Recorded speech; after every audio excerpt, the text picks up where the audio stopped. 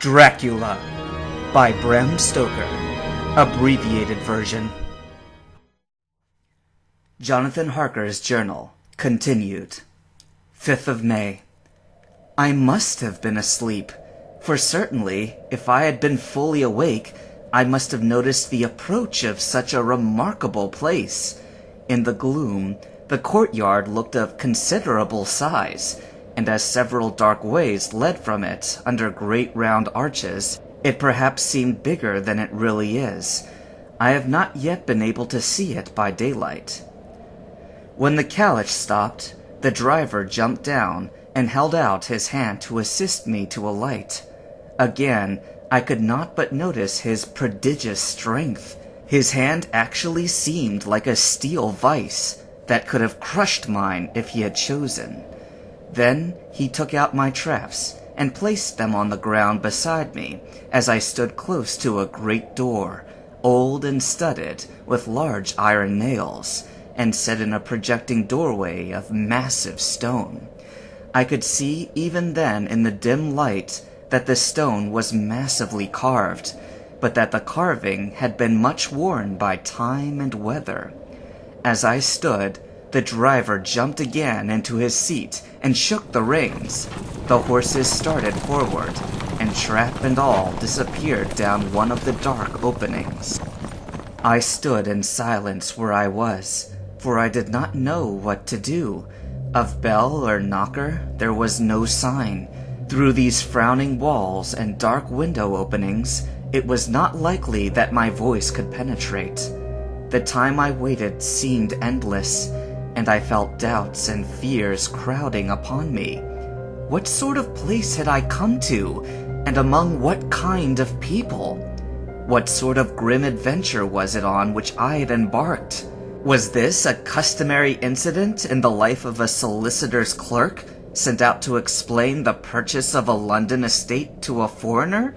Solicitor's clerk.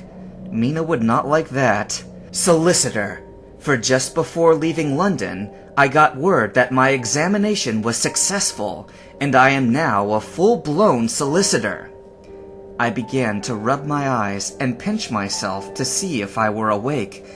It all seemed like a horrible nightmare to me, and I expected that I should suddenly awake and find myself at home, with the dawn struggling in through the windows, as I had now and again felt in the morning after a day of overwork. But my flesh answered the pinching test, and my eyes were not to be deceived. I was indeed awake, and among the Carpathians. All I could do now was be patient, and to wait the coming of the morning. Just as I had come to this conclusion, I heard a heavy step approaching behind the great door, and saw through the chinks the gleam of a coming light. Then there was the sound of rattling chains, and the clanking of massive bolts drawn back. A key was turned, with a loud grating noise of long disuse, and the great door swung back. Within stood a tall old man, clean-shaven save for a long white mustache, and clad in black from head to toe, without a single speck of color about him anywhere. He held in his hand an antique silver lamp, in which the flame burned without chimney or globe of any kind, throwing long, quivering shadows as it flickered in the draught of the open door. The old man motioned me with his right hand with a courtly gesture, saying in excellent English, but with a strange intonation, "Welcome to my house. Enter freely and of your own will." He made no motion of stepping to meet me, but stood like a statue, as though his gesture of welcome had fixed him into stone.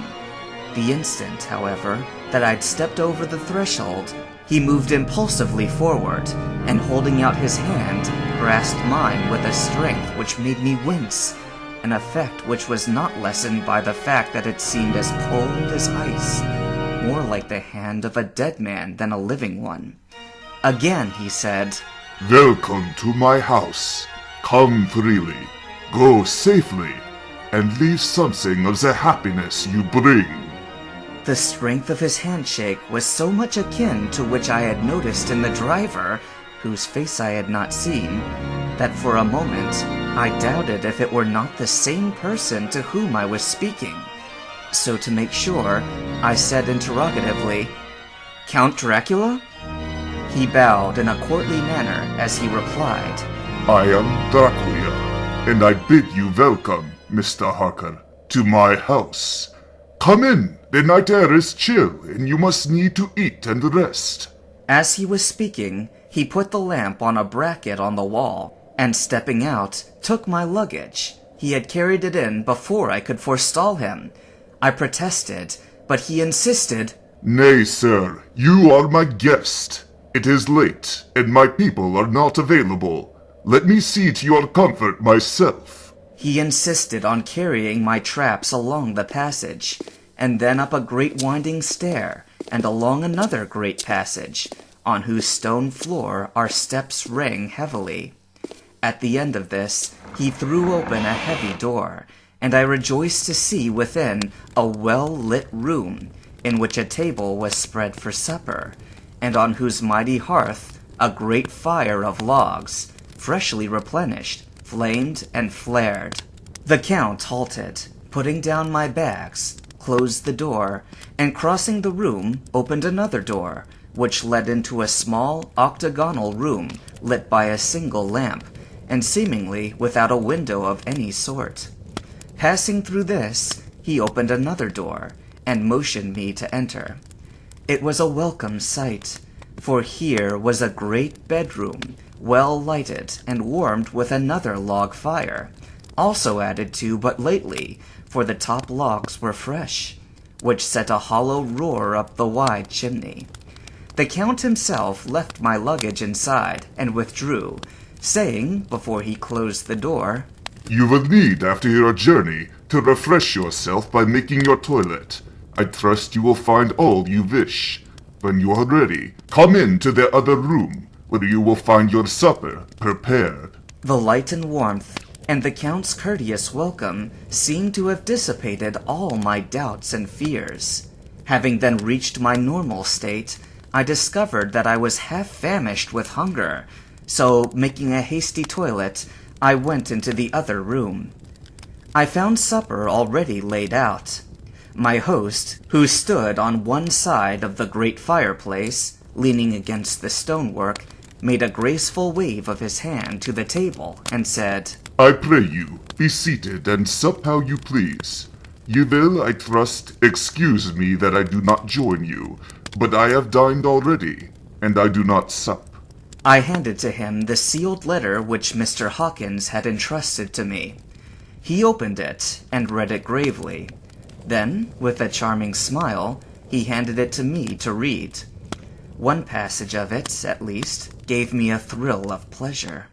I must regret that an attack of gout, from which malady I am a constant sufferer, forbids absolutely any travelling on my part for some time to come.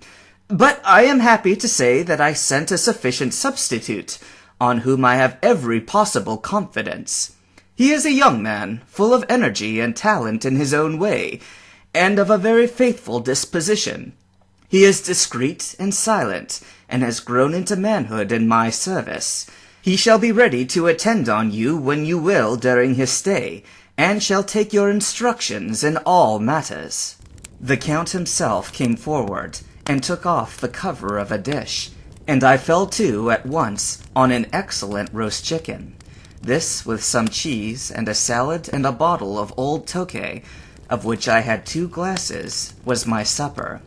During the time I was eating, the Count asked me many questions as to my journey, and I told him, by degrees, all I had experienced.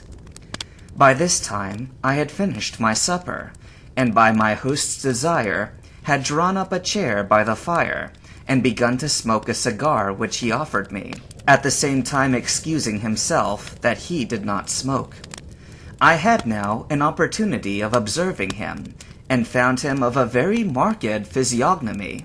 His face was a very strong, aquiline, with high bridge of the thin nose, and peculiarly arched nostrils, with lofty domed head, and hair growing scantily round the temples, but profusely elsewhere.